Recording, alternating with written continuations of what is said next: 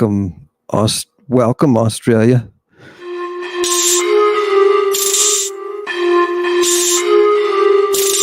Rattlesnake venom hits from Medea's lips.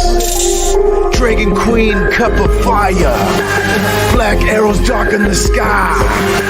The order of the rose with the bows and arrows. Horses ride in full stride. The bolts hit the mark every time. Psychotropic logos. You know who's in the right. Ursus with the giggling smile. Produce the flowers with the pow. I give you my blood. Do you have the blood of the dying god? Sell fire. Put the stars in your eyes. Rub it in. The man who's laughing. I am being. Drink hallelujah from Aphrodite's lips. Ethos. Purple juice cult. Gorgeous. Make your face melt. Tarot cards dealt. Ancient songs of cosmic spells. Wave the magic wand from overhead. Simon says, Hail Satan. Hello to everybody tonight. This is a special Lady Babylon. What am I doing tonight? Tonight I am addressing the good people of Australia who are also devotees of the gods of medicine. Yeah, what I'm going to do is I'm going to try to create a bridge tonight for you. I'd like to be able to bring you to the place where the medicine was happening in the ancient world. And I'm going to try to sink you into that matrix so that you can see how different what it is that we do today, how that's so strange compared to what it is they did then. Are there advantages on either side? I want you to be able to skip across time just to look at the medicine. And what I'm going to do is, look, I'm going to introduce myself so that you can feel a little bit more comfortable. I'm not just the guy in the park with the trench coat. I am Dr. Ammon Hillman, and my Ph.D. is in classical philology. That is Greek and Latin. Yes, so philologists use those tools that allow us to access those written sources from the ancient world. My specialty was Galen, the medicine, right? For my master's, I did a translation of Galen's Black Bile. It was about the plague that was going on. Oh, God, it was gorgeous. Anywho, then I worked on Roman pharmacy. And in writing a dissertation on Roman pharmacy, I was told by my committee, we won't pass you unless you take out the chapter on recreational drugs and any references to those drugs anywhere else in the text. So I said fine and took it out and then turned it into a book. It blew it up and sent it to St. Martin's Press, and they took it. And so that's kind of how I started off in my career. And what I bring to the table is, classics should be a thing for scientists, not for the keepers of humanities. I like to keep one foot on either side of the fence. So I want us to look at something a little bit scientific and kind of follow these texts. I think you're going to be very pleased with this portrait of medicine. I'm going to take 45 minutes, and then I'm going to give you a chance, whoever is here from down under, I want to give you a chance to ask questions. And we can have a short session here where I can take your questions and post them up and give any kind of answers that I can give. Or if I can, I can say, I don't know. Should be fun. So I appreciate you joining me tonight at Lady Babylon. And we're going to go ahead and jump in. Chewy, and jump into the fight. Are you guys ready for this? What am I bringing you before you bring it up? just to give you the background, we're talking about Galen, 2nd century Anno Domini. He is a personal body physician to the emperor, the current Roman emperor, Marcus Aurelius. And he's the most prolific writer of antiquity by far. By far. Thousands upon thousands of pages, many of them just about drugs. I've got 3 volumes sitting here. They're all, can you hand me, Chewy, one of those? Chewy's my pilot. Here's volume 12. Here's volume 12. This is, I purchased this from Johns Hopkins when I was a grad student. This is 22 volume set, complete set of all of Galen, published in 1826 there. So it's Greek, right? It's Greek, just for people to see. It's Greek. Okay. What is it? It's basically a physician's medical text from, Civil War-ish. Yeah, here in the States. Yeah. Anywho, I'm going to be bringing you works from those texts. And let me tell you something. Nobody does this kind of work. In the last 10 years, I did find a dissertation. Somebody's translating Galen. And I know there's I'm aware of another scholar out there who's an MD who also did a Ph.D. with emphasis in Galen in classics. So I know that there's a potential out there. But when I was in the field as a graduate student, it was not acceptable. My Bryn Mawr, I wrote the book called The Chemical Muse, and my Bryn Mawr classical reviewer said, this is a dangerous book. It shouldn't be read at a university, right? Yeah. Now that same person is writing a book about shamanism, which will inevitably have drug use in it. And they asked, what do you think about Dr. Hillman's work now? Well, yeah, no, it looks like they're, drugs. Oh, nice job, people. Right? What happened to me in my career was I was about 10 years ahead of the curve. And the frontier, as the London Times said about the work that I do, it's really the last wild frontier, they call it, of classics. I study the medicine. And again, that whole volume that I just held up to you, that's all drugs. It's all drugs. I have forgotten more ancient drugs than most people know of total drugs. How is that? It's because of the language. It's because of the language. The language of ancient Greek is powerful. All languages are not created equal. Ancient Greek is powerful and has just a crazy high number of independent words. Yeah, and it does that by word building and giving people who used it the ability to be able to coin words as they lived, right, on a daily basis. It's why we have so many hopox legomena. Not because these words only appear in one place and we didn't find it anywhere else, but because those are the individual authors' creations. Some authors create more than others. And to watch the artistry of ancient Greek, it's humbling. It's humbling. Makes you want to burst out into tears. Oh, God, it's gorgeous. Okay, here's what I'm going to do. I'm going to give you an article. This article is about Galen. When he decided, hey, I'm going to go over to Lemnos and I am going to purchase 20,000 dysmuria, 20,000 pills from the Lemnian priestess who makes the Lemnian Earth. Oh my God. Listen to how many different layers. Okay, so I'm going to give you an article, and I had people look at it before, and I put the link there, so I know you've seen it. I want to. Oh, fan, we'll look at the. Yeah, I know that you've seen it, but let's run through it. Hit the first star system, Chewy. Yeah, this is from Archaeometry, right? Archaeometry, fantastic, 2008.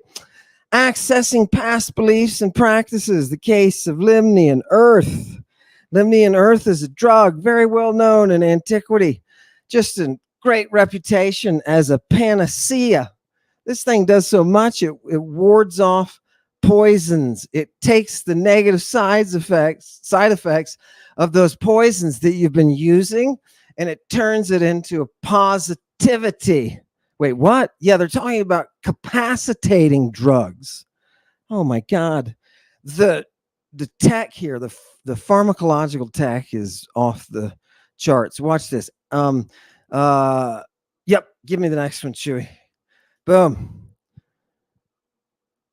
I just want to read this to you. Lemnian Earth, a medicine in the shape of a stamped clay tablet or sphagus from Lemnos, northeastern Greece, was much valued in antiquity and in the post-medieval period as an antidote to poison and a treatment for other ailments.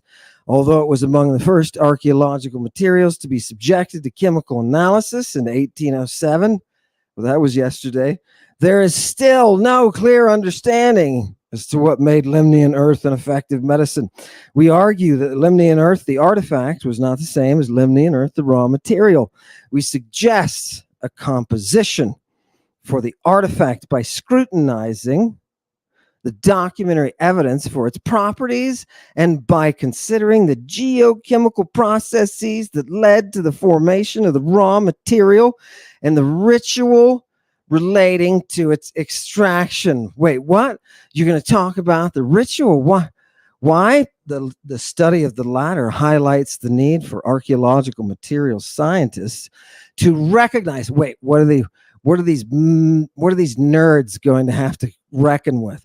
To recognize ritual as a possible manifestation of physical and chemical processes carried out within the framework of past beliefs and practices.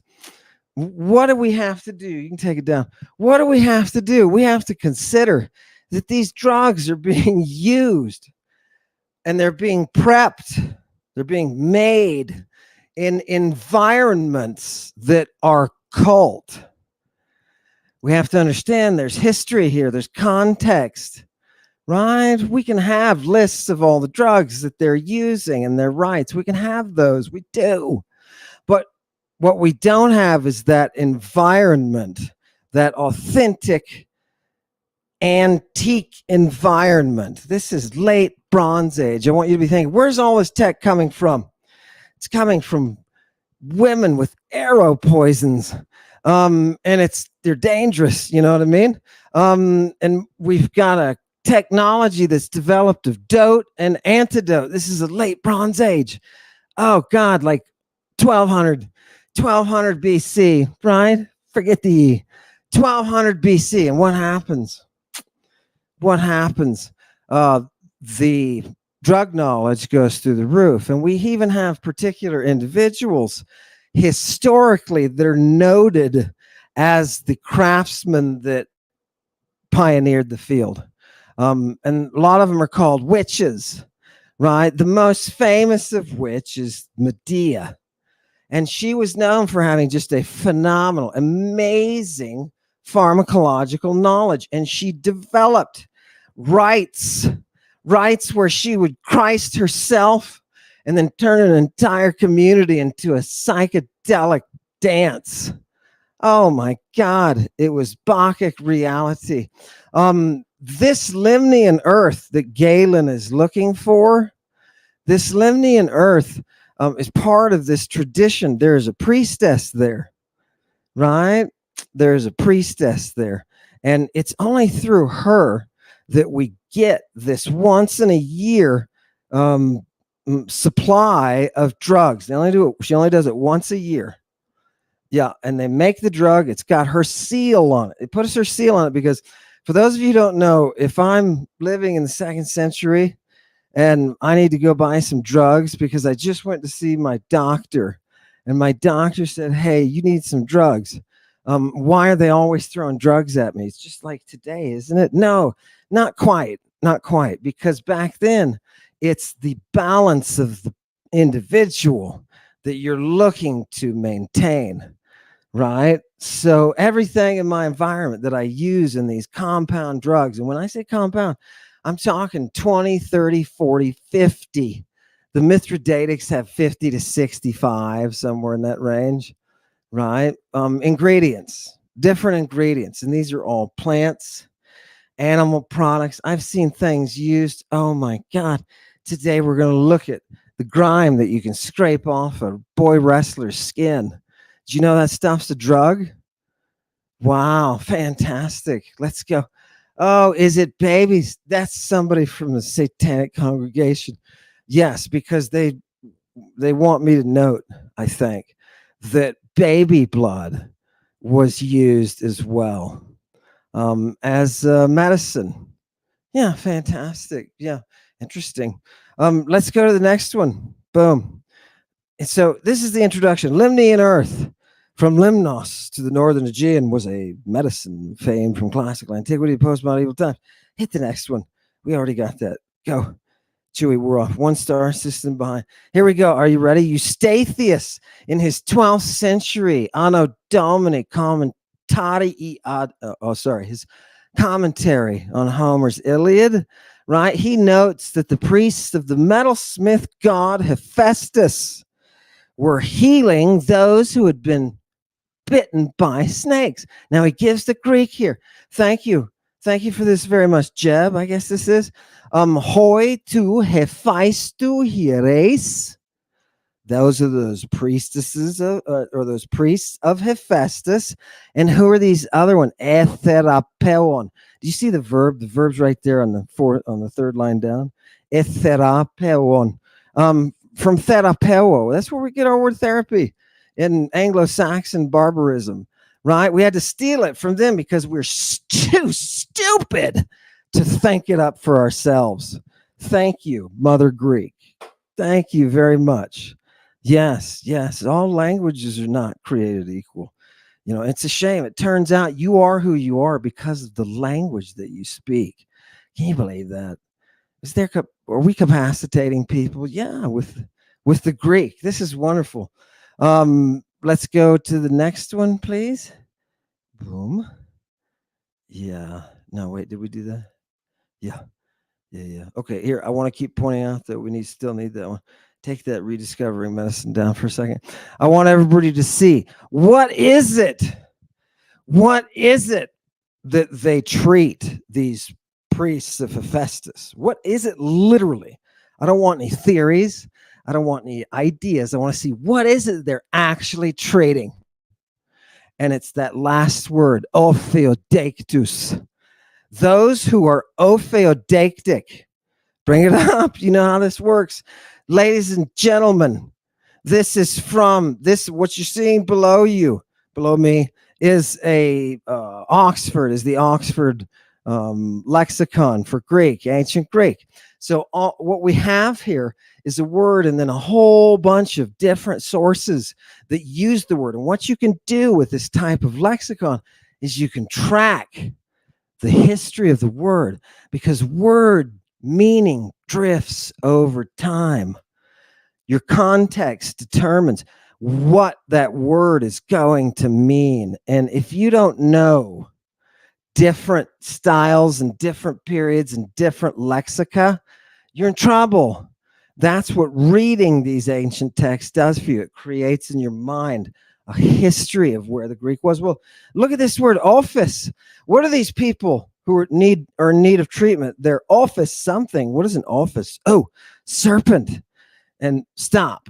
It's not exactly what you think of as serpent, right? Serpens, just a snake, right? Look at Roman numeral number 2. It's like a drakon.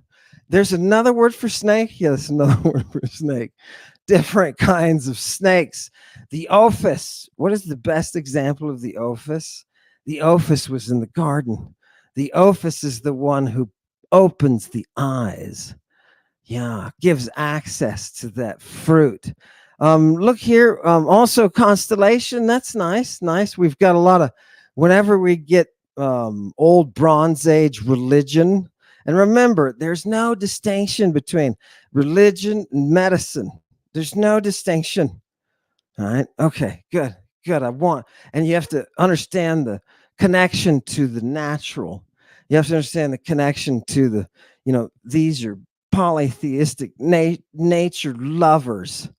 Yeah, and they're taking all their resources. And Galen is traveling to Lemnos just so he can pick up a whole giant batch of these things. Yeah, it's got to have the seal of the priestess of Lemnos, or this stuff doesn't work. And it's expensive, brah, as you can imagine. It's a cure-all. It's a cure-all. You start taking this stuff, oh God, people at work, they're going to notice. They're going to notice. They're going to be, whoa, look at that. Marcus Aurelius did, and other people were like, oh, wow, what? Look at him. He looks 10 years younger. Whoa. Oh, I love it. Give me the next one. These are the details you get in the medical side. Now, where are we mentally? I just told you, the priests of Hephaestus, they treat people who are ophiodactes, right? And we saw the ophis from that is the first part of the word, is a serpent, like a drakon. We get our word Dracula from that one. I like that one. Drakon. Those are the dragons. What are the dragons? Dragons are temple guardians, just like Medusa, the Medusa, right? They're temple guardians. They guard things. Medusae usually guard individuals, right? And they have more of a governing role. Whereas the Dracontes, those dragons, they're just there for the security of that relic. In the case of the people who were researching the drugs, it was a song that was written on a golden fleece by a woman named Medea. And we get medicine from her name. Isn't that awesome? Oh, God, I love it. Okay, we got to keep the track here. What is that daktos? What does it come from? It comes from this verb dakno, right? And it really means to bite. If you look through this, to chomp down, to bite. But look how the meaning of it is gaseous. Look at number 2, Roman numeral number 2. It's a pungent. What happens when you get the smoke in your eyes? You got that bite. You got that sting. And what did the Greeks do? They did what they always do, and they take the concrete and immediately turn it into an abstraction. And then they can play with it mentally. And that's what they did. Look, of the mind, it means to bite or sting. Yeah. And what is it used of? Can be used of love, right? That sting. Do you know where the love of Eros comes from? It comes from a bow. It comes from a bow. Yeah. It's a toxin on the end of the bow. We have one that's called Satyrion that I can shoot you with. And then apply it to a medicated dildo, a leather. The ones that I've seen, leather, right? But apply it to a leather dildo and then give you the medicine, right? Apply the medicine to you rectally. You can see how the lines between sexuality and medicine and cult are totally blurred. What is the symbol? By the way, we're on the island of Lemnos.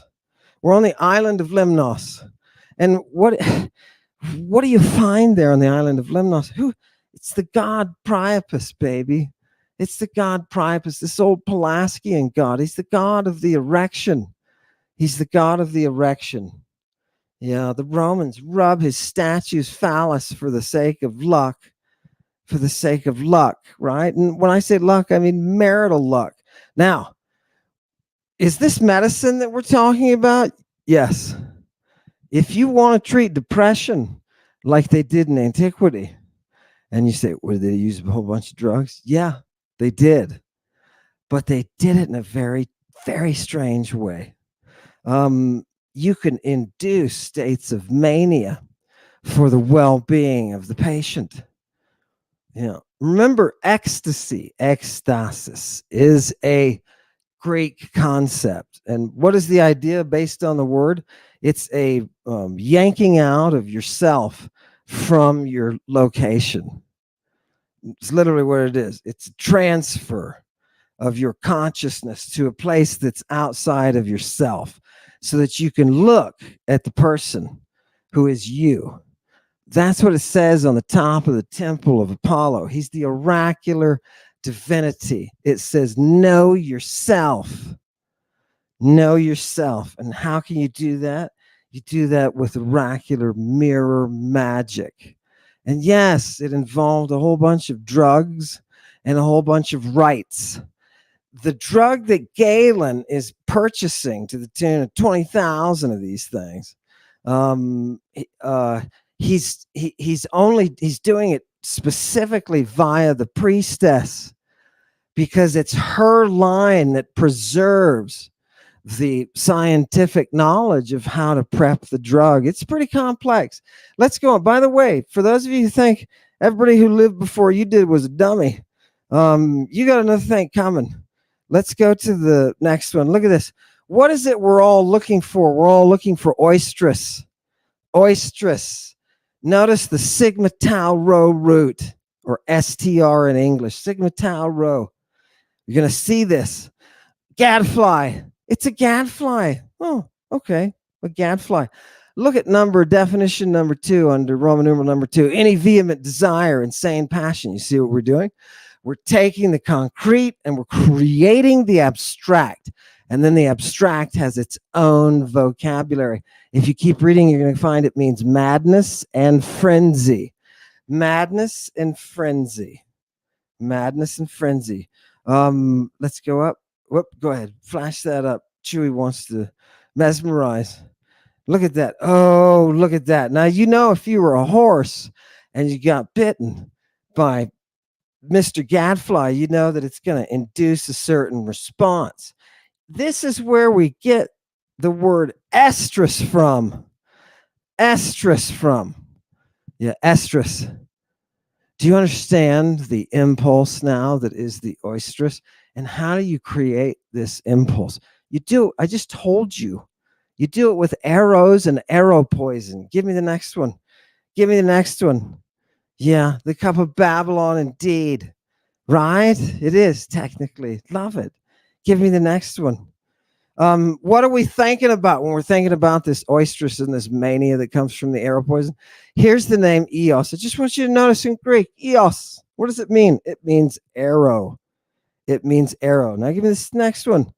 Eos. Wait, what? It means another thing? Yes, it means poison.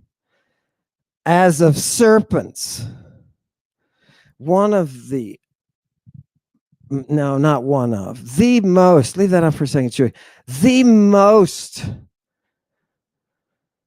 unattributed genius to human history is the development of reptilian venoms. Yeah, and the antidotes that will counteract those venoms. Yeah, and they didn't look at it as counteracting. They looked at it as potentiating, right? That theriac, that beast, that theriac is a compound formula, and it holds up the cup of Lady Babylon. What is Eos? It's poison, poison of serpents. Look. Look at the bottom, the very bottom. Poison, it says, in the Latin is virus. Eos, look what they did. They put a digamma. It's probably because the Romans are being influenced by the Etruscans and the Greeks in the north, and their Pelasgian, Chthonian, or autochthonous ancestors. So they're getting that digamma. It's a w sound. It's an invisible letter in Greek. Isn't that awesome? It's an invisible letter in Greek. Think of this. Think of this. They understood. They felt where this letter actually was. Virus in Latin, tell me. So that's why you see the V-looking thing. That's actually a W sound in classical Latin. Bring up the next one. Yeah, bring it to me. What is a virus in Latin? Look, it says it's from that eos, right? But what is it? Some slimy liquid. Yeah, in particular, it's used in the bad sense of like a poisonous liquid, a poison, a venom, right? Or a virus, synonymous with venenum. What is venenum? Venenum is drug, baby, right? Poison, you can translate it as poison too. And the funny thing is that comes right out of the Dawn Star, right out of the Dawn Star. How do I tell you that? Venus. Do you notice Venus is in there? Yeah, the root linguistically, Venus. Why do I have Venus associated with the drug? Give me the next one. Why do I have Venus associated with a drug? This is starting to get kind of strange. Look, people, in the paper, they told you we have to consider the context here, the religious context, the ritual context, because that's going to be changing things like the drug. You want to know what the drug really was? Right? You have to know what they did to it, how they prepped it, and how they used it. And we have that stuff. In the absence of the conventional means to start a scientific investigation, we take the unconventional approach of attempting to arrive at the nature of Lemnian Earth by working backwards. That is, from scrutiny of the existing evidence. Okay, now watch this, people. We submit that this evidence should be collectively encoded in the following major areas of study. A, the relevant texts of classical authors. Woo! Yeah, you could have stopped right there and I would have been like, oh yeah, baby, now we're there. B, the understanding of the nature of clays. Okay, you see what's happening? We're bringing in an expertise. We're going to do some geology. We're going to figure out how many angstroms those things are apart. And then next thing you know, we've got a better understanding, I see, of what was at least in the environment of the drug before it was changed by the priestess. And C, the numerous accounts relating to the ritual. Oh, look at that. They're acknowledging that the ritual now is of value or is critical to understanding what the drug was. I'm going to say something. Okay, you can take it down. I'm going to say something that's going to shock you. There is no ancient mystery, including Christianity, including Judaism. There is no ancient oracular mystery that does not use drugs. Yeah. Yeah. They all do. And there's so many of them. I can read Galen and just stuff goes in one ear and out the other. There's different whole bunch of different types of plants that we can't even identify properly. And oh God, the polypharmacy is just it's an understanding of our environment that we just don't have. Modern healthcare doesn't take this into consideration, the balance that is in your environment. It doesn't do that.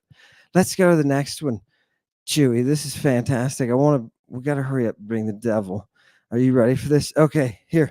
Give me that one. What is the cult context? Here is the cult Orphic hymn to Hephaestus. Yeah, and you know what? That first line says "Thumiam libano manan." It means we're going to in this with the singing of this hymn, you need to burn as incense a very fine powder of frankincense. Yeah, not regular, right? Not that chunky stuff, but the really processed fine powder, right? Okay. There's expenses, I guess. Hephaestus. This is a hymn to Hephaestus, and I want you to look at the end of the first line. Akamaton pur. It's calling Hephaestus the akamaton pur. Pur is the word for fire. For fire. Okay. Now wait a minute. We know that Medea sows the seeds of fire, and that's what makes her medicine so profoundly strong. What is the akamaton pur? What does that mean in Greek to be akamaton? What is the? Go ahead. No, this one. There we go. What does it mean? It means without a sense of toil. Oh, Victorian England. It's just kind of not tired. Yeah, not tiring. Yeah, okay. Without a sense of toil. That which never fades is akamatos. That which never fades. What is that flame? The Vestals talk about their flame this way, right? It's the flame that always lives. This is our Hephaestus as we live on Lemnos. Okay, I'm holding it up here. Great. Ever-living flame. Chewy, hit me with the next one. What else? What else is he? I wanted you. No, it's on the previous page. It's there. Here, light this up.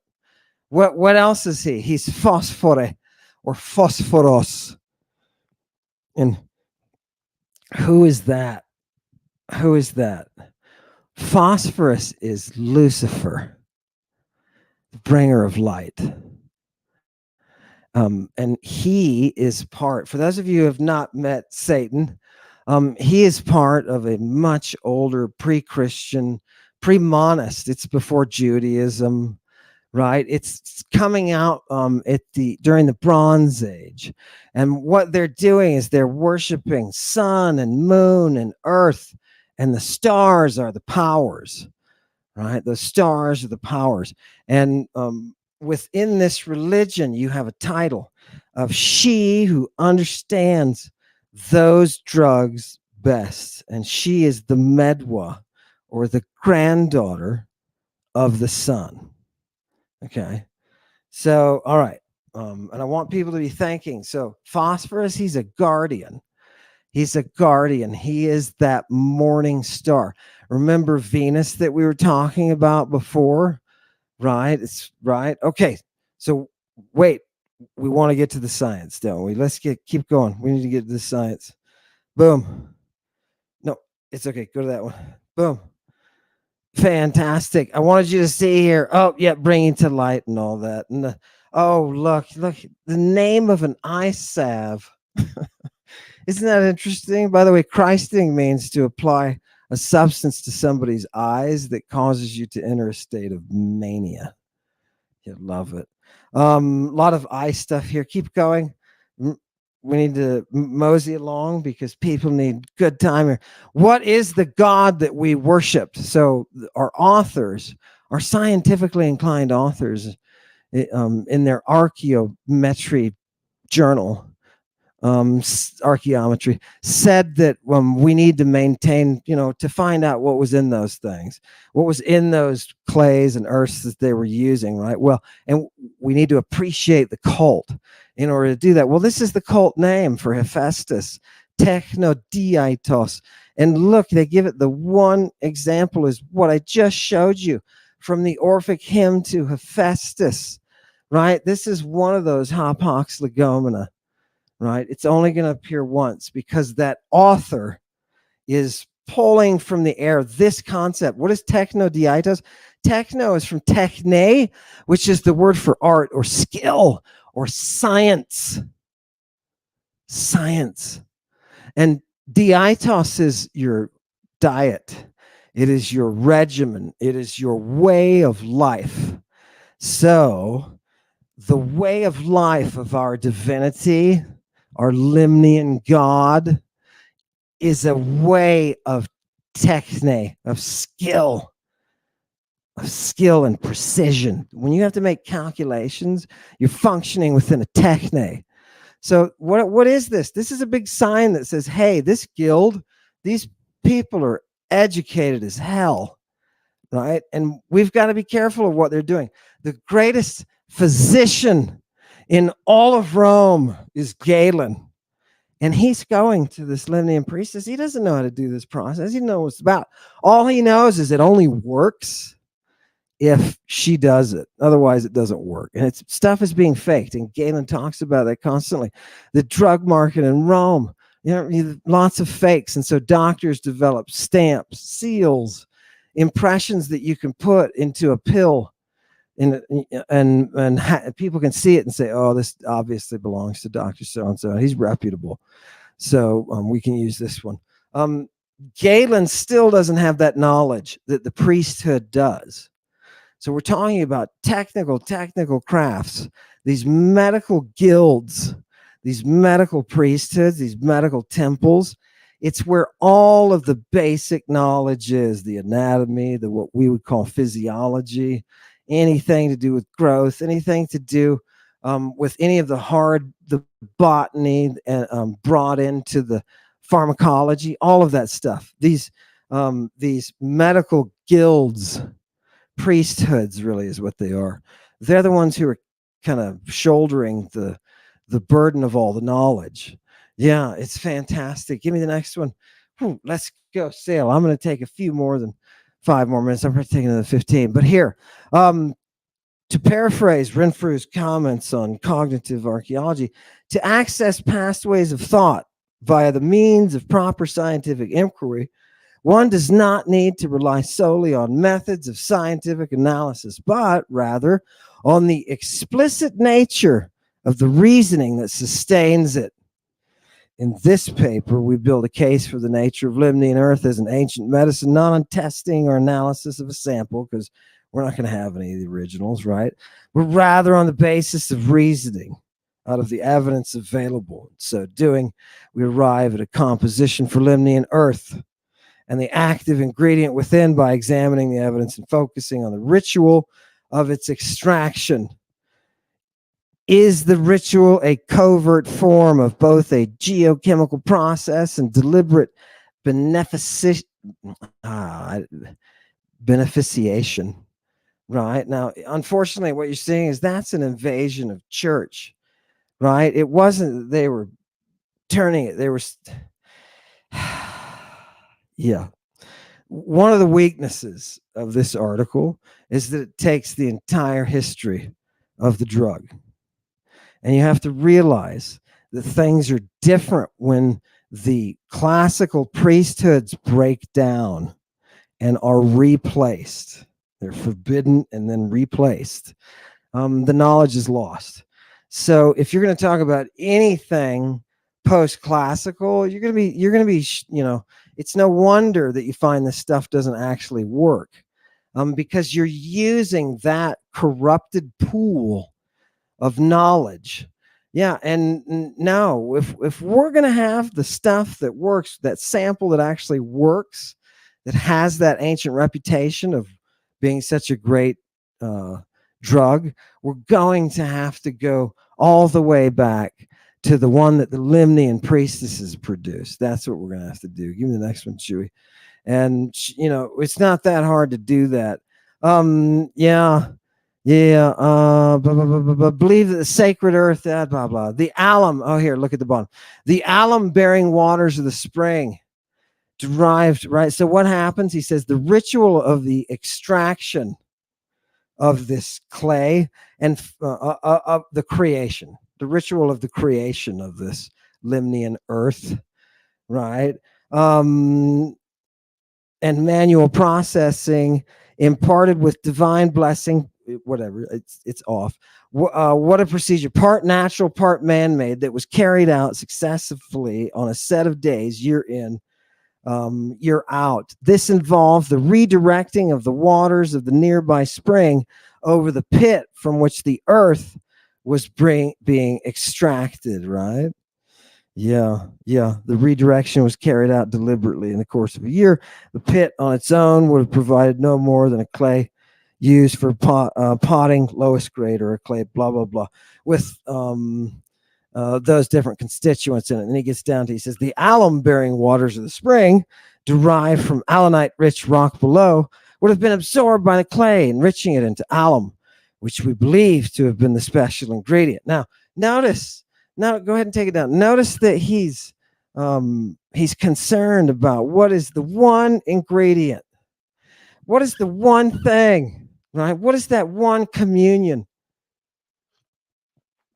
What is that one drug they were using? Greco-Roman pharmacy is so far advanced that they would never be asking the question, which drug is the one doing the job? Remember, we're talking about balance. We're talking about changing human physiology by means of the balance that's in nature. That's why it's good for you to have some venom every once in a while. Yeah, fantastic. Let's go to the next one. See what they do. These people are using venom, by the way, right? The venoms are all, they affect growth. Oh my God, chronic. Imagine this chronic administration. How are they? Go ahead and leave that up. But how do they ultimately, these venoms? How are they administered? right? You make a compound drug with the venoms in it, and then you impregnate a strip of cloth, bandage, and you put it over wounds that you have self-inflicted.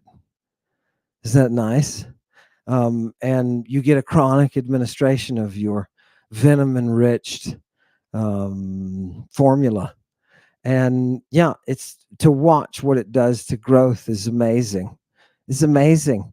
The stuff that they were doing in antiquities is mind blowing. When you get into the tech, when you get into the, remember these works in Greek, these are not translated. These are not translated, right? Why? Because classicists are not trained in the sciences traditionally, so it's like struggling. Go to the next one. It's like struggling with a, giant gorilla. Documentary evidence for alum. Galen says Lemnian Earth is astringent.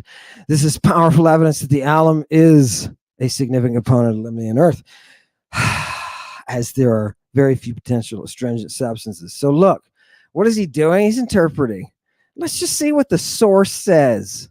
Let's just see what the source says. Blow it up, Chewy. This one, the print is terrible on this one. Blow this one up. Whoever did this for that article, shame on you. You should be. Go back. Yep, blow that one up. Thank you so much. Here we go. Watch this. Tuton de hapason. Yeah. He lemnia dunamen iskuroteran eche. Yeah. So the Lemnian Earth has the strongest effect. It has the strongest capacity of all the earths. And you say, wait a minute, what am I talking about? Those earths, you gotta leave it up. Those earths are what you get from metallon. Metallon sounds like metal. It's not. Metallon are mines. Metallon are mines. When you are digging into the dirt to harvest, to farm out those medically active components that create the balance.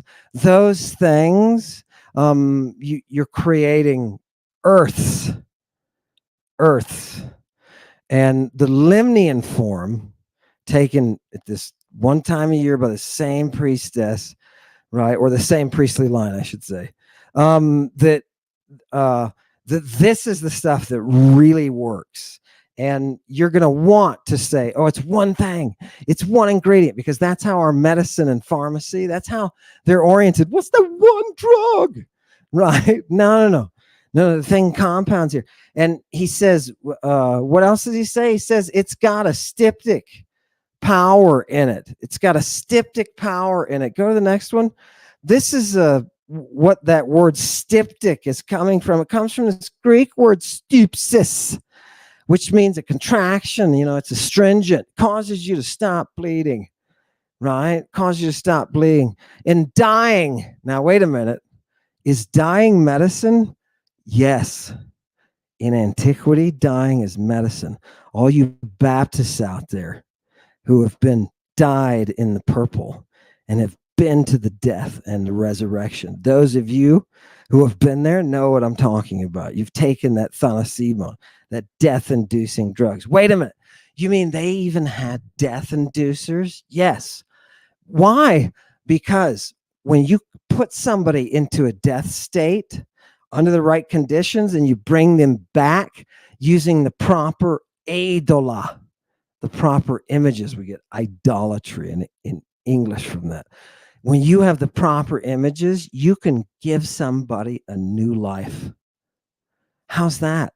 You send them to the other side and bring them back. You know what that does to your psychology? Let me tell you something. Medical professionals of Australia, for those of you who have ever had to deal with patients of mental issues, psychiatric issues, psychological counseling, any of those, you can take certain types of patients, like the splenic melancholic people, and you can put them through a week of fasting, give them a drug, drop them into a cave full of snakes, and after 3 days, pick them up on the other side. Don't worry, there's water in the cave. And although it's completely dark, if you follow the stream, you'll get eventually to the outside. Have people died doing this? Yeah, but you got to break some eggs, baby, for the sake of mental health, right? When you get to the other side, they call it, you look like you've come from the cave of Trophonius, right? It means that you're completely and utterly destroyed and afraid, terrorized. Why? Because they gave you a psychosis-inducing drug when they dropped you in there. Now, my question for you, modern healthcare and allied fields, we would never do this. I don't care what side of the globe you're on. We would never do this. But for some reason, you could take a person who's depressed and you can cure them of their depression. And it's a one-time deal. Is it something to do with all of the brain chemistry? I'd like to think that was an elegant part of it.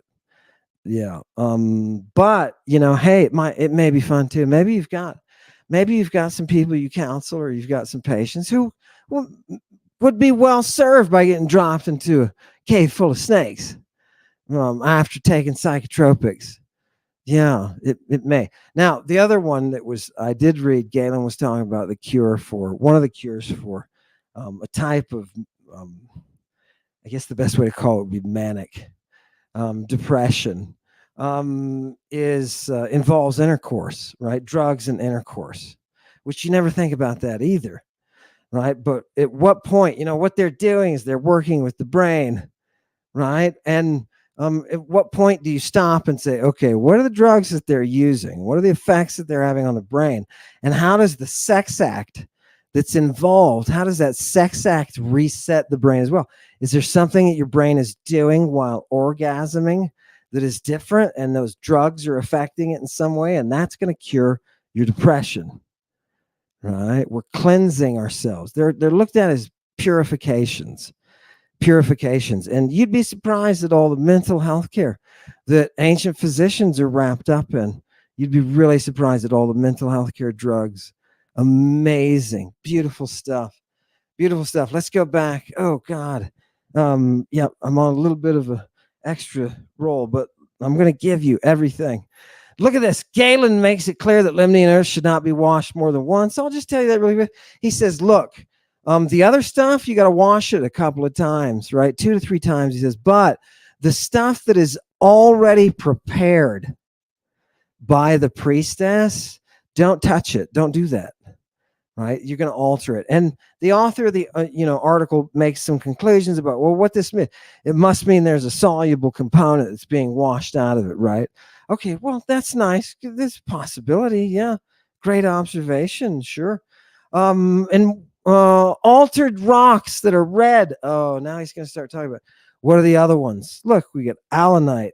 Allanite's an insoluble potassium aluminium sulfate that forms on relatively high temperature hydrothermal acid sulfate alteration of volcanic rocks.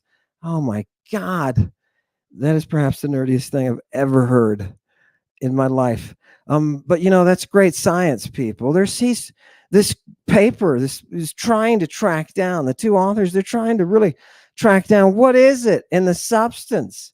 But they recognize at the same time that we're never going to figure out what it actually did, because we don't know all the cult. We don't know all the science behind the cult. What is it that they're doing in their preparation of the drug? They prepare drugs in the human body. You're taking the body and you're tweaking it to the point that the body is able to produce a communion. Medea did this the first. She used her vaginal excretions. Why? She kept her drugs there. Yeah. Wait a minute. What? Not in a little, I don't know. I can see a sack or baggie, or I don't know, maybe something even nice, cigar box or something like that. She kept them where? In her vagina. Yeah. those ones that Christ you, that she figured out, they're prepared via human filtration.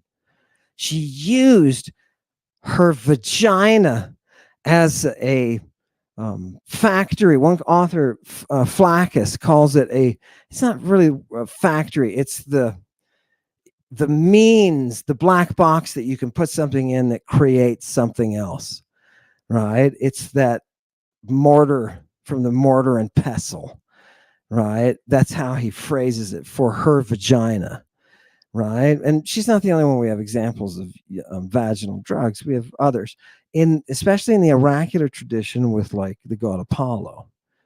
Yeah. So there's a completely new dynamic approach to what the existence is in a state of health. You are in a state of balance with those wild roots that are out there and those things that grow on the trees and all of those fruits, and some of those fruits come in the form of animals, and there's certain animals you can lick and certain animals. We need more body fluids in here. Let's go to the next. Yep. Boom.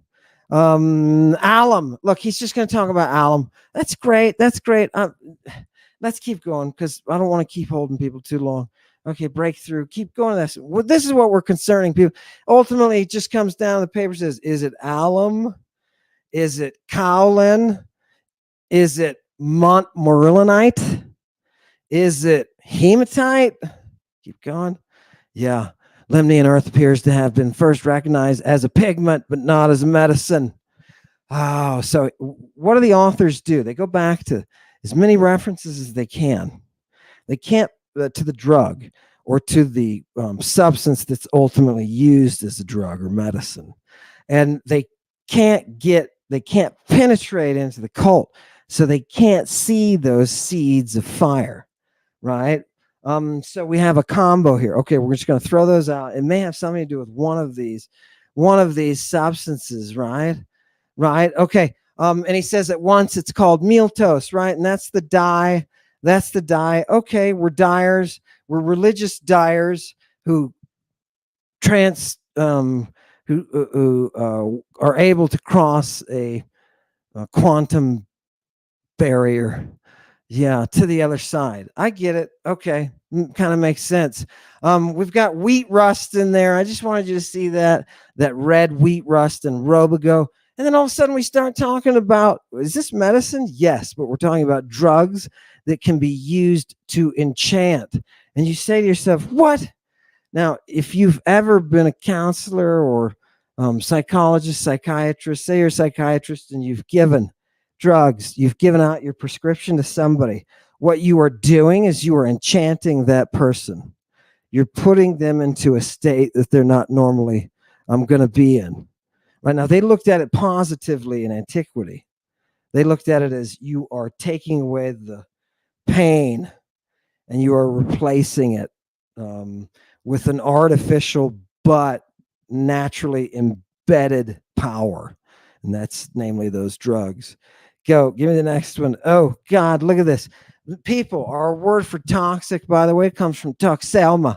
And what does that mean in Greek? It means arrow. Arrow. Remember, the Greeks said before they got there, the autochthonous people were the Pelasgians.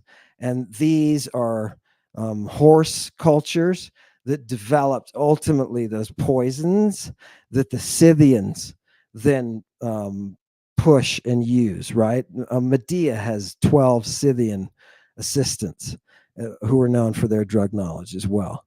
Right. So, this is a big deal. By the way, Medea also built a gigantic bridge underneath the Euphrates River, right, with all sorts of beautiful stuff on the inside.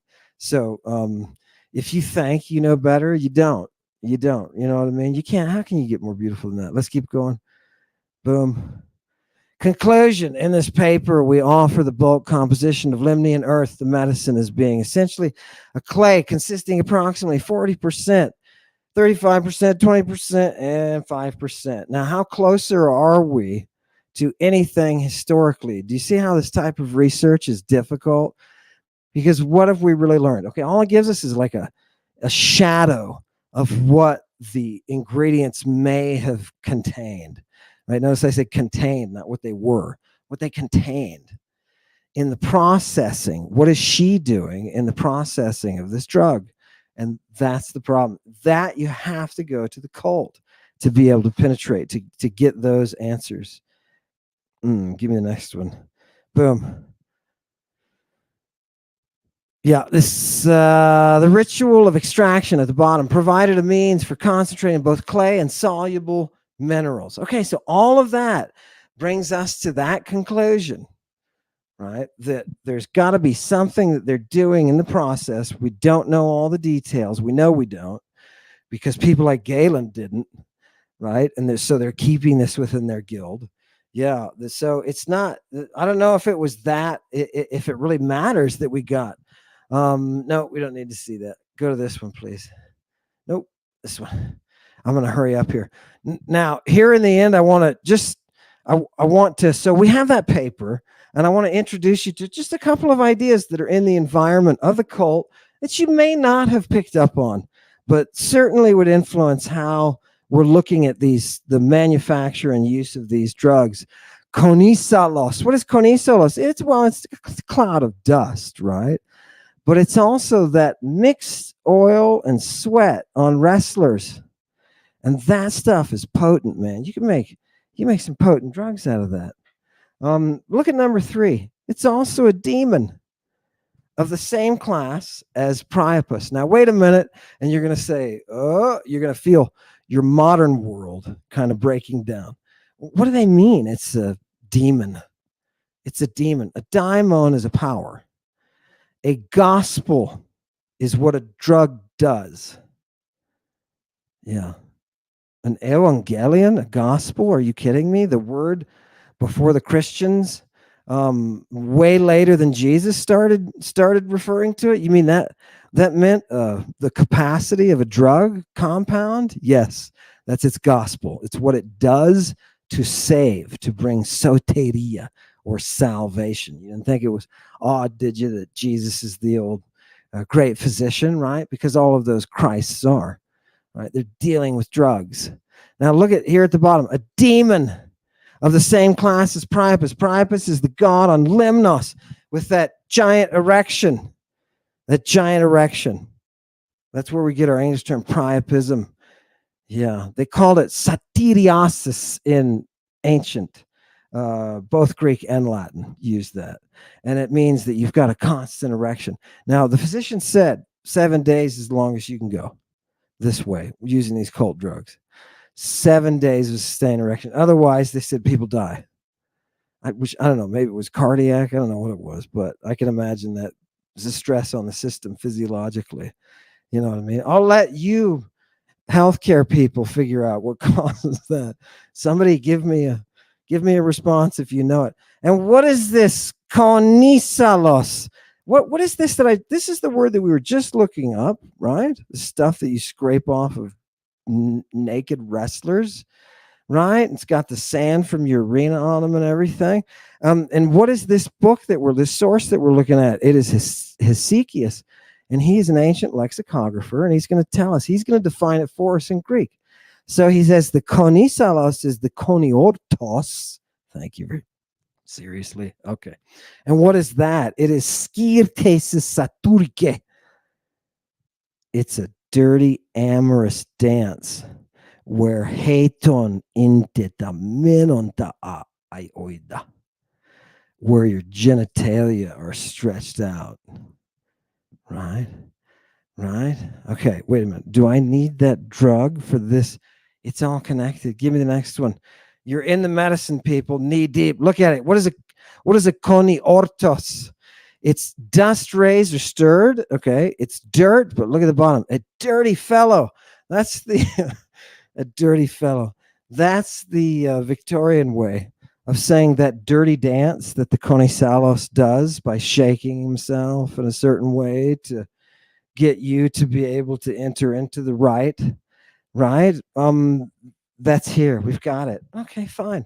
What do we have to do? We have to, there's somehow we can use the sweat of this business to figure out what's going on. Look at these texts. I know you don't believe me. Look at these medical texts I'm about to bring up. Hit me with the first one.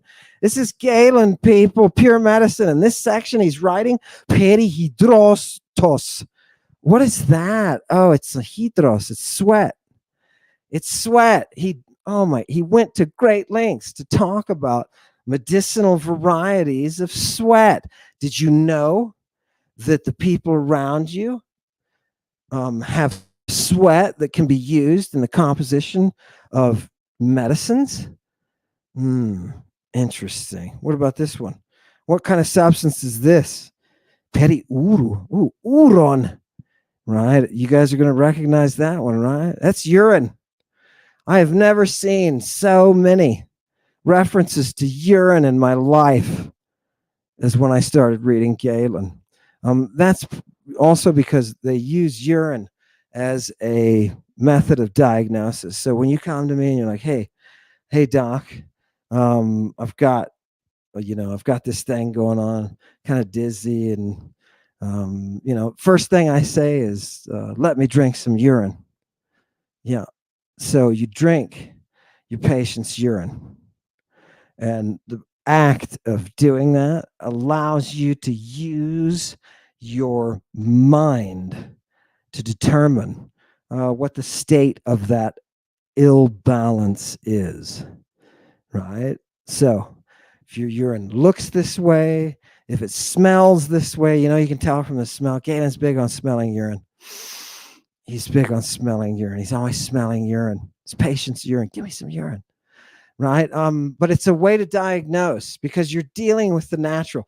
If you can go out and pick up a toad and lick its whatever and enter into a mind-altered state, it surely makes as much sense to say you can gain knowledge from the body products, the bodily products of somebody, of another person. Yeah. So you can see right away the line, especially with the sexuality, because remember, the priestesses are blamed as being prostitutes later, right? So the acts that they're performing,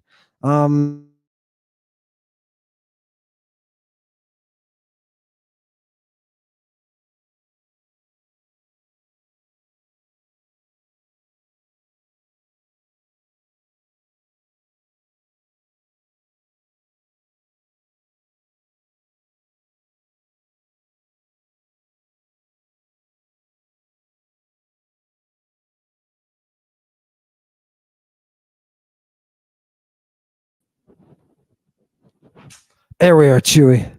Fantastic. Couple of TIE fighters. Let's go to the last couple of slides. What else? We were at sweat and urine. What else are we going to be testing here? Oh, people, look. Now, this is the big one. Are you ready? Peripomaton porphyron. Right? What is this? This is a special communion formula made from the porphyra, from the purple.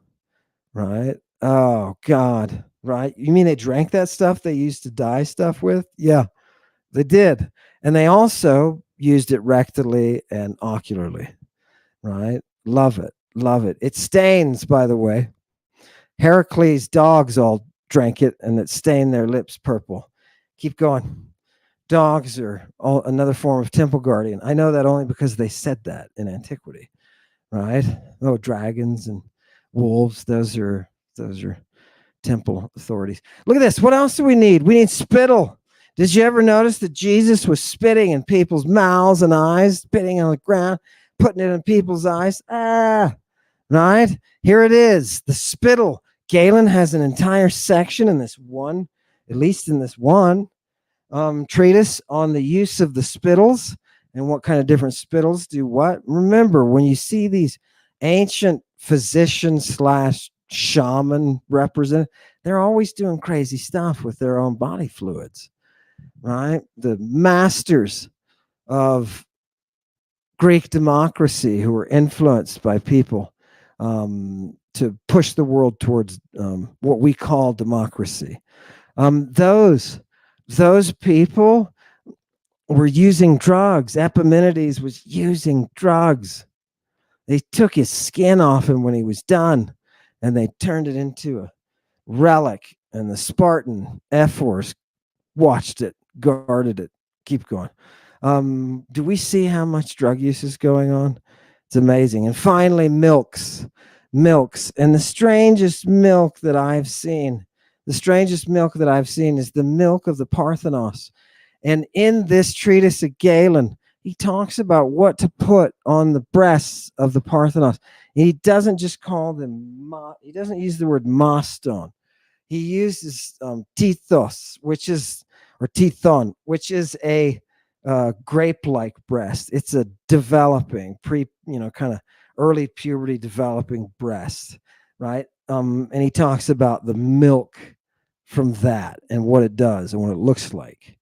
So you can see. So if Galen is going to have access to that level of knowledge, that's probably the tip of the iceberg for what the priestly crafts are doing, right? But I never thought of harnessing body fluids that are being used in medicine until I started seeing how they were creating these medusae. And that's when I noticed the lateral slits in the arms and the constant exposure. They also have whipping. They'll do this thing where they whip the back and then they'll apply a salve to it. Something about the release of whatever it is that whipping action does, whether it's adrenaline or whether it's, but they're using the drugs. Like, imagine your doctor never tells you, take this medicine, go home and, have your wife, beat you with a cane while you take the medicine. Well, I don't know, doc, does it make a difference? With the medicines they're using, it makes a big difference, but they're also claiming to be able to control things that we're not able to control. The mental illness, for example. Also, they have cancer treatments. They have, Galen uses Lemnian Earth on a breast. And I was talking when I was in grad school, because I was privy to these texts. And I got my bacteriology advisor and I said, hey, can we sit down with some of the people from Bacti microbiology and classics? And can I give a paper on this cancer cure? And maybe we can come up with what the hell's going on. And we had a nice discussion about it, but it was basically guesswork. It could be something, one person said it could be some kind of radioactive element in the ground, in the clay, that was causing some kind of, deterioration. Because Galen says he takes it, he puts it on the breast, he sews up the breast, and then the lump goes away. It dissolves, right? So I don't know. We got to some interesting possible conclusions, just like this paper did. But the fact is, until we get into the source cult, we don't have a hope of ever trying to really, achieve what they achieved or get to what level that they got to. Give me that last slide. I just wanted to end here by saying, look, this is a priest writing this. He's writing about theriacs. And he says, hey, this Lemnian Earth, and he uses the word miltos here, right? Which is what the guy in the paper was talking about. But what does he say at the end? On that bottom line, he says, it is a thelkterion for every sort of problem. It's a thelkterion. That's that word that means to enchant. To enchant. Yeah. And they're using it in order to, they're saying we're able to change a mental state, for example, towards sexual drive, right? You can change that with the right drugs. So the model for ancient medicine, I'll end with this, then we'll take some questions. The model for ancient medicine is that the person has a natural disposition. And that differs between all individuals. There is no drug, one, that is going to treat all of those different individuals. It doesn't work like that. The fact is, every individual is different. And by understanding your particular composition, you can balance yourself with what is in your environment. So it's a very different model of medicine. It's very old, very Bronze Age, and it relies almost exclusively on an in-depth knowledge of plants and animal products as drugs, good for human use. Yeah, thank you very much for coming today. I appreciate it very much, and I'm just going to ask, does anybody want to ask any questions? Let's see. Anybody maybe from down under? Everybody satanic congregation. Nice. I don't mean to turn you away, but does anybody have any right now? Let me just explain. Right now, you can go on the chat that we have here, and you can post a question if you're curious about something or you want to follow up on anything. Just give me a thank you, Edward. Thank you, Edward. I appreciate it. That's the approach that newer medicine is taking. Look at this. Somebody, thank you, Dr. Alm. You're welcome. That do that one that says that's the approach. Yeah, where'd it go? Oh, it disappeared. Look at that. That's the approach that newer medicine is taking. Well, that's interesting. I hope it is. I hope it is neo-prototype. I hope it is, because I think there's a lot of valuable stuff there that we kind of dropped, in the Middle Ages, kind of dropped and let it go by the wayside. I think we're behind a little bit. We can't end without any mention of Mark 14:51. What is that? Mark 14:51 and 52 says, Jesus Christ was arrested in a public park at 4 a.m. with a naked boy screaming, I am not a child trafficker. That's what the Greek says. Check it out. Go to the next one. Why do you think scientists are bringing back these old recipes? Oh, yeah. No, I've actually talked. I've talked with a couple of biochemists now. Three, actually. Three. Yeah. And there's an interest, of course, in novel sources of novel drugs. I think that's what it is mostly. But the approach, and every person that I've talked to, the approach has always been, what's the one thing that's going to, we're going to find one drug, and we're going to study that one drug and what it does to the body, and that's going to be our drug. It's a very one-dimensional approach, and scientists are going, and physicians are going to have to get used to a new model if they're ever going to embrace what the Greeks were doing. They're going to have you're going to have to change the way you think about medicine being a one drug straight one direction vector to a cure. Life is not like that. And what can you do though with our capacity now, right? What can you do except take one of these formulas and hash out what all the chemistry is in each of those plants? But if I've got 45 ingredients, and this is what biochemists say to me, it's too much. It's overload, right? It's overload. There's so much that can be going on. I had one tell me, you'd have to make a model, an AI. It was Hamilton. I think it was Hamilton. You'd have to construct an AI that would be able to break down what every drug is doing and how, not only that, but you got to have what it's doing in the body. And I know for a fact, though, just those interactions alone, I can't imagine with our level of tech being able to track that. It's information overload. It was much better when the knowledge of how to do that was codified by religious groups. Yeah, religious / physician / remember the temple of Asclepius with the serpent on it, right? And our symbol of medicine. That's all a cult. That's not ancient Johns Hopkins, right? It's a cult. Let's go.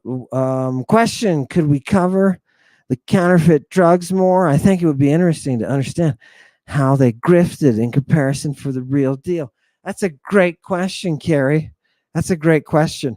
Yeah, Galen warns us. He says you get adulterations and it will change. He said you can tell from the color, you can tell from the texture, you can tell from the taste whether or not something's been adulterated. And he even says, in some cases, he says, hey, this stuff that they're trying to pawn off as Lemnian is not, right? You notice it doesn't have the seal and the color's a little bit off. So people are trying to adulterate drugs, obviously for the same reason they do now, right? If you can take a cheap substance and put it into your drug as a substitute, you're going to, because you're going to be, making more coin. But Galen says it become a huge problem. So the response of doctors and SEALs, that's an entire, it's a mechanism to keep the drugs legitimate. It's almost like an old FDA or something, right? When this drug has my stamp on it, you know that I produce quality material, right? Dr. Andreas sucks. Don't go to him, right? Right? But this other guy is great, right? And Galen's always talking about these physicians all the time. So can you notice that the physicians are a lot more uh, well-rounded, well-rounded in antiquity. I don't know this science of geology. I don't know the metallurgy. I don't know the, you know, X, Y, and Z about dye formation and mordant. How do you use mordant to fix the dyes? And what does that do to the entire drug? The doctors in antiquity are having to have this working, active understanding of plants and animal substances and dirts and spits and urine, right? Can you imagine that after a long day of traveling and buying 20,000 of these pills and got to get them back to the marketplace, and now you've got patients, you got to drink their urine. It's a tough life. Sounds like a tough life. Is there anything interesting in the Greek text of Leviticus? That's of course, it's all interesting, right? It's all interesting. You can talk about the oils that are used in the preparation for the priesthood of the tent. They call that tent in Greek the telesterion, right? What is telesterion? It's an oracular place that you can capture the voice of a god. Very pagan, very pagan. But they're using the same. They're using this, not only the same plants, but also, when Moses is holding up the serpent back in Exodus, there's a reason.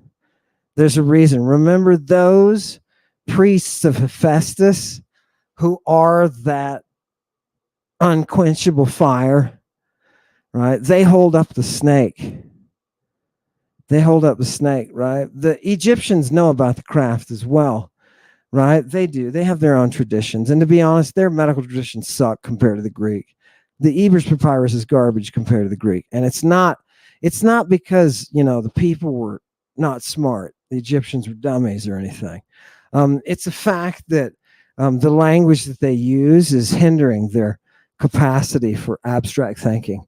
And the Greek language encouraged it and just whipped the garbage out of every other language in the Mediterranean. Marcus Aurelius, the Roman emperor, is writing in Greek. He's writing in Greek. He's taking his Greek theriac and he's writing in Greek. And people are like, look, he looks so handsome and powerful. Yeah, he's a druggie. He's a junkie, people. And Galen's complaining about having given more opium all the time. Yes, how about, can we go to modern day Lemnos and try to recreate the medicine? I say that would be worth a shot, Ion.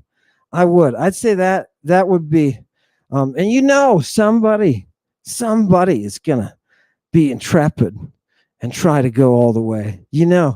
it'll probably be somebody who sees the positive benefit, right? I mean, imagine this thing supposedly, if we have the purple and we can supposedly treat tumors, wouldn't we want access at least to analyze this stuff and see what's going on? I don't know. It seems like a no-brainer. I'll catch you guys. I thought we'd go this summer, but no, it didn't work out. Greed won. Boo.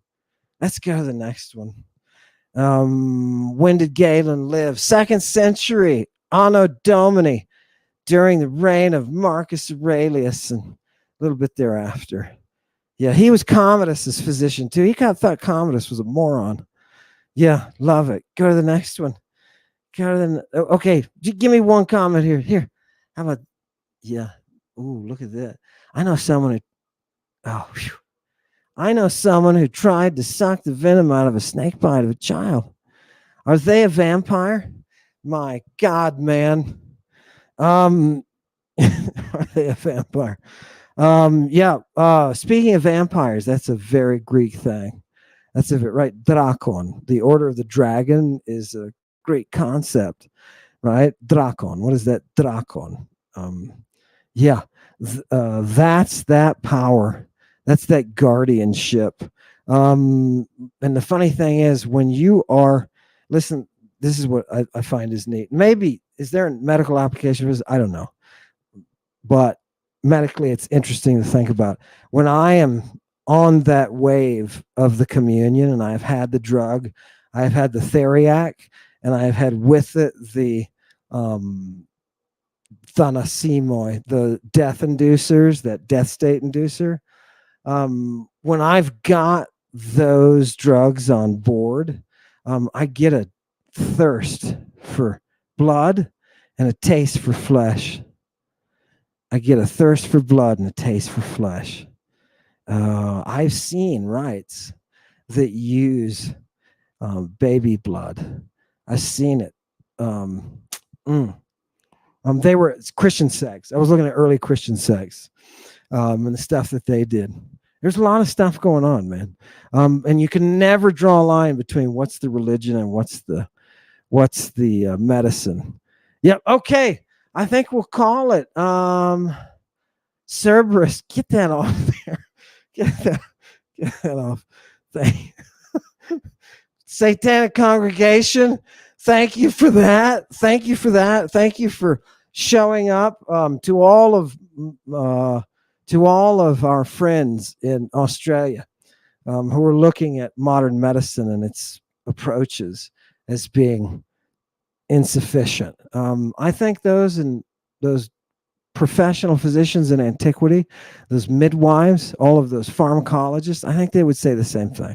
I think they would look at us and say, what a simplistic, stupid approach. It's probably their language. It's that Anglo-Saxon garbage, probably. Thank you very much for coming tonight. Watch this video now. It's nice, mesmerizing.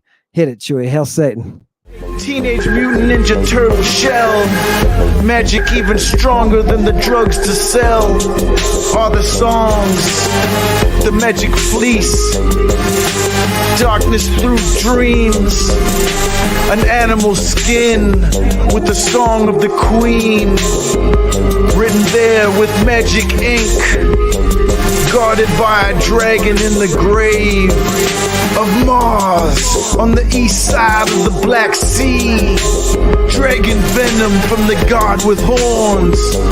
I am being ionic. Watch the image. Huge letters in Greek. Cornucopia, Ouroboros, Cleo, Medea, and Bacchus. The dragon venom will knock him back. Phase interferometry. Traces floating. Crazy eyes. Drinking purple mead and whiskey with Lady Medea, straight out of Babylon. Venus with a penis.